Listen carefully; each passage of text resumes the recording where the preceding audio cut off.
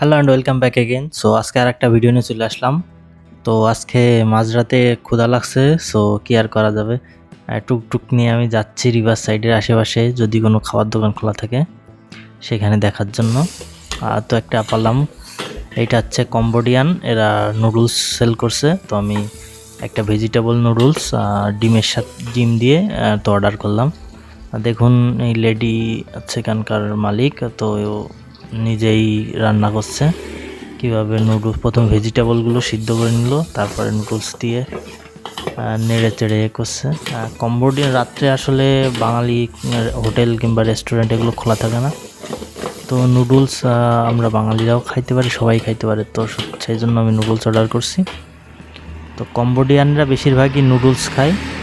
তো আপনারা যারা কম্বোডিয়াতে আসবেন অবশ্যই রাত্রে একটু ঘোরাফেরা করবেন, এখানে রাত্রে সেফ ঘোরাফেরা করার জন্য স্ট্রিট ফুড ট্রাই করবেন এবং রাত্রের সিনারিওটা এনজয় করবেন। আর আছে আপনারা কম্বোডিয়ান লোকাল ফুডগুলো ট্রাই করতে পারেন, আমি অবশ্যই রিকমেন্ড করব। আসলে কম্বোডিয়ান লোকাল ফুডগুলো একটু চেক করে দেখবেন। আর তবে এদের মানে কোনো কিছু কেনার আগে অবশ্যই জিজ্ঞেস করে নেবেন ওর ভিতরে কী কী দেবে, ঠিক আছে? অথবা আপনারা ডিসাইড করে দেবেন। বেশিরভাগই আমি সি ফুড অথবা ডিমের অথবা চিকেনের অপশানটা ট্রাই করি, কারণ এগুলাই সেফ, কারণ আমরা তো অনেক কিছু খাই না সেই জন্য। তো অবশ্যই আপনি আগের থেকে বলে নেবেন যে আপনি কি নিতে চাচ্ছেন। ওরা না বুঝলে অবশ্যই ট্রান্সলেট ইউজ করবেন, বেশিরভাগ সময় ওরা ইংরেজি বোঝে। তো দেখুন নুডলসটা রান্না হয়ে গেছে, এখন সে প্যাক করছে। কিভাবে প্যাক করার পরে এরা আপনাকে বিভিন্ন সস দিবে এবং কি বলে ওটাকে, সয় সস এবং চিলি সস এগুলো দিবে, দিয়ে তারপরে এরা প্যাক করে দেবে। দেখুন এইটার দাম বেশি না, এটা মাত্র আমার কাছ থেকে 10,000 রিয়াল নিছে, মানে $2.5, বাংলাদেশি টাকায় 300 টাকার কাছাকাছি। তো এখানে এটা বলতে গেলে সস্তাকে দম। আর অন্যান্য হোটেল থেকে খাইলে কিংবা অন্য জায়গার থেকে খাইলে আপনাকে $4 $5 পর্যন্ত দেওয়া লাগে। এটা যেহেতু স্ট্রিটের শপ সেহেতু এটার দাম কম, $2.5।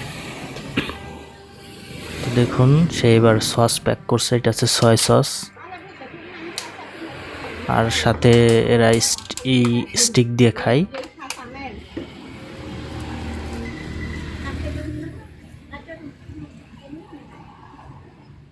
তো আপনারা কম্বোডিয়া আসলে অবশ্যই নমপেনে আসবেন এবং সিয়াম রিপে যাবেন। আর নমপেনে অনেক দেখার জায়গা আছে। নমপেনটা হচ্ছে কম্বোডিয়ার রাজধানী। কম্বোডিয়ার ভিসা আপনি ইজিলি পেয়ে যাবেন যে কোনো দেশ থেকে। ব্যাংককে আসলে আপনি থাইল্যান্ডে কম্বোডিয়ার অ্যাম্বাসি আছে, সেখান থেকে একদিনে আপনি ভিসা পেয়ে যাবেন। তো কম্বোডিয়া আসলে মিনিমাম আমি রিকমেন্ড করবো 1 সপ্তাহ ট্যুর দিবেন। 1 সপ্তাহ ট্যুর দিলে আপনি $300 ভিতরে কমপ্লিট করতে পারবেন, থাকা খাওয়া তারপরে ট্রান্সপোর্ট সব কিছু। দেখুন এটা কমপ্লিট হয়ে গেছে, এখন আমি এটা নিয়ে বাসায় যেয়ে তারপর খাবো। তো এখন আমি টাকাটা দিয়ে এবার টুকটুকে উঠে রওনা দিয়েছি আমার বাসার পথে।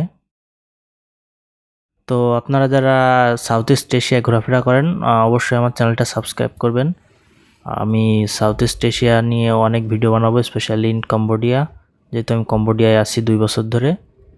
তো এরকম আরও ভিডিও এবং টিপস পেতে অবশ্যই আমার চ্যানেলটা সাবস্ক্রাইব করবেন এবং ভিডিওটা লাইক এবং শেয়ার করবেন।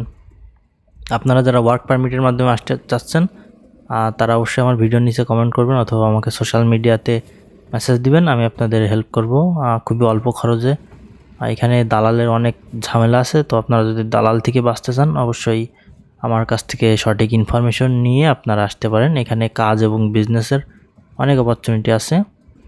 তো এই ভিডিওটা এখানেই শেষ করছি, দেখা হবে পরবর্তী ভিডিওতে।